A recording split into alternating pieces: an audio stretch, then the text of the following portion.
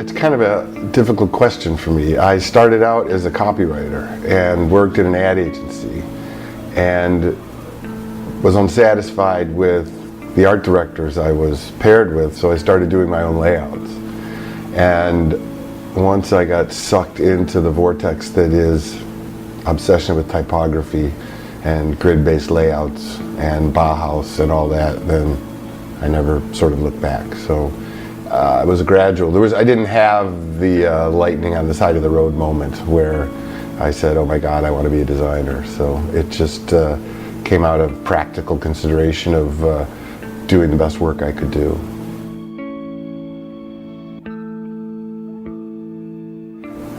To try to find work that makes you happy. I know it's sort of a cliche, people say that all the time, but it's very easy to get caught up in chasing business concerns and money, and at the end of everything, if you're not satisfied and happy doing the work that you're doing, everything else is completely irrelevant. So I'd say trust your gut and make yourself happy, and everything else will follow.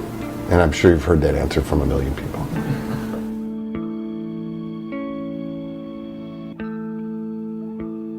I was sort of like the original sort of New York advertising revolution, Doyle Dane Bernbach, so I'm a little older maybe than some other people you're talking to, but Helmut Krohn and all of those designers in New York, very clean, large, witty headlines, set beautifully with set against interesting graphics.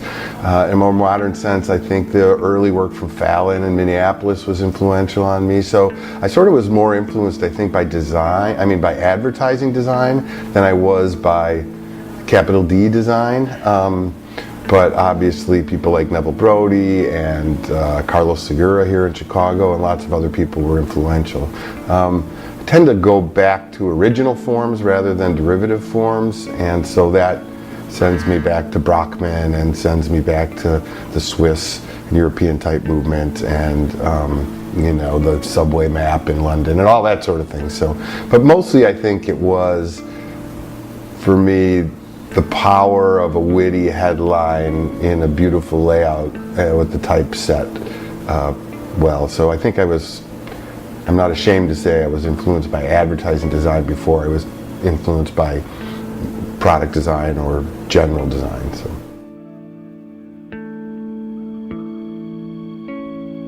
Well, there's so much going on with the way that things are laid out on the web and are laid out on mobile devices and everything else that it's very difficult to, at least in the middle of it, it's very difficult to see a trend that seems like something I want to be a part of or something I want to follow. There's great individual designers all over the place doing all kinds of great work. But I tend now to be inspired by filmmakers and photographers and visual artists.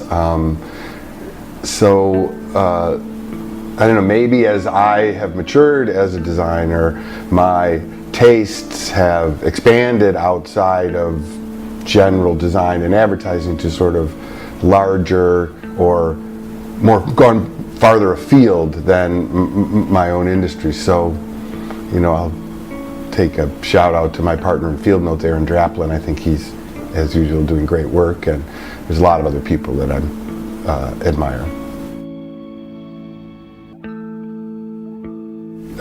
Really rough sketches, and usually it's only just to sort of mark an idea so I don't forget it. And then I tend to work until I'm unhappy and then start over. So I have a real iterative process. I work and work it as if I'm going to finish the piece, and at some point it's not doing it for me. I tear it down and start over again. So I don't generally have a place I'm going to at the end of the process, but I sort of know the direction I'm going. And so if I get really stuck, maybe we'll be working collaboratively here on a project, and we'll each work on it independently and then come back together and argue about it and then start all over. So there's a lot of power in starting over. I am a reviser, but I do major revisions when I revise. I'm not a tweaker. So.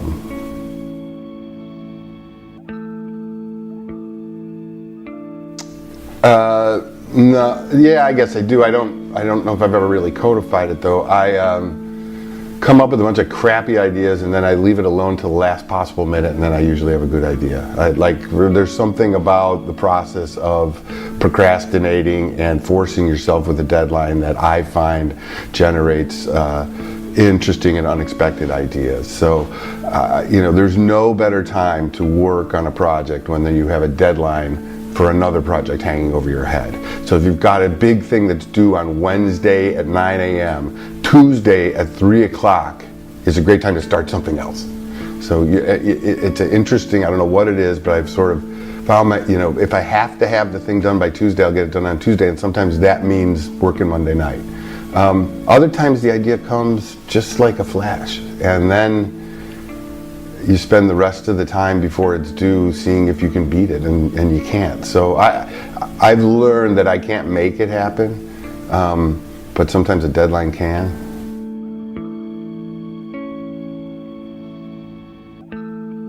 I don't know, I sort of think what we're doing now after firing all our clients and working only on our own projects is the dream for me.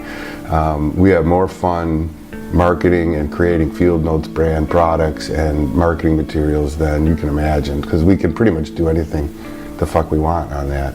And I think our customers, both stores and individual retail customers, appreciate the fact that we have the freedom to do whatever we want. And so, yeah, that would be, I guess if somebody came to me and said, here's $20 million, we want you to make a film for $200 million. We want you to make a film from Stanley Kubrick's unfilmed screenplay Napoleon. I guess that would be pretty cool. But other than that, I think my dream project hopefully will be the next one.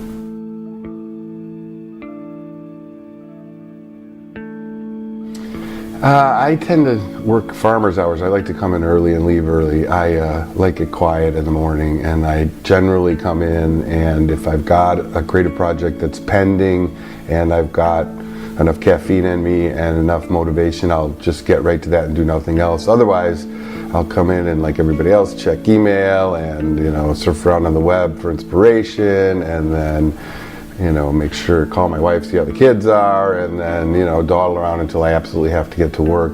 I'm working a lot on the deck, which is our ad network currently, so that involves a lot of emailing and a lot of chatting on the phone.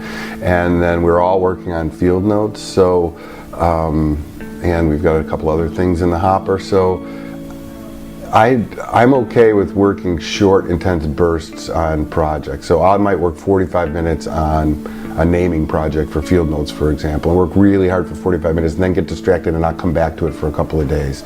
So I don't work, maybe this is interesting, maybe it's not, but I don't work at home, and I don't do home stuff at work. I only live 5 minutes from here, 10 minutes from here on my bike, but if I'm at home and I have something I got to do at work, I get on the bike and I come to the office. And that allows me to stay sane. It keeps the work in one place and keeps Heidi and the kids and home in the other place. Which isn't to say I'm not thinking about my work when I'm at home. I'm just not emailing, and I'm not doing layouts, and I'm not opening spreadsheets, and I'm not doing all of that. So.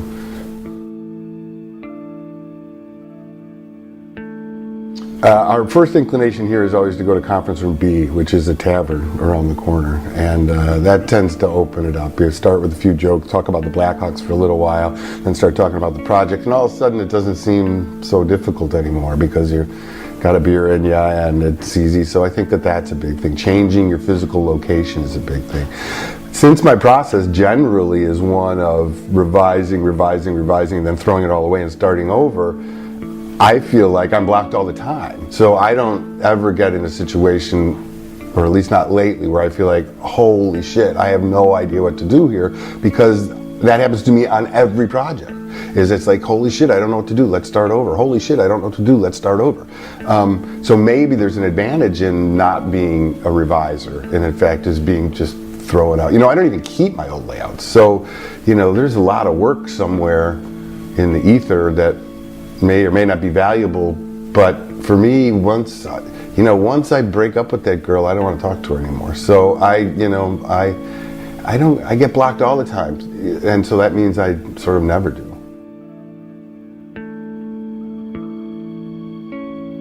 I've said this before, but I'll say it again. Two things. First of all, rip off something you love. You know, find a layout. Like for me, maybe it was a layout for Brockman for a symphony concert, and figure out how he did it. Take it all apart and open up Illustrator and make the poster. Set the type. Do it in the right size. Make sure you have the right color. Use the grid. Uncover the skeleton underneath it. Make the poster. Sit in the seat that he sat in when he made it the first time, or she, or you know what I mean? Take something you love and then just throw it out. But you've been there. Now you've been through the process, at least through the production process. You didn't go through the idea process. And secondly, take time to learn how to write. You know, it's easy to be a designer and not to write. And I've given this advice 1,000 times, but if we're looking to work with somebody, talent and technique are really good. It's nice to be a natural talent, but we can develop that. And technique is great, but can be learned. But taste is very important too. But if two people are dead equal, I'm always going to hire the girl who can write, because being able to write is a sign of an organized mind. And it is no longer art director, copywriter. That is from the last era. And so I think those two things. I think rip off the work that you love, and don't be afraid to throw things away. Don't fall in love with stuff, and write about what you do.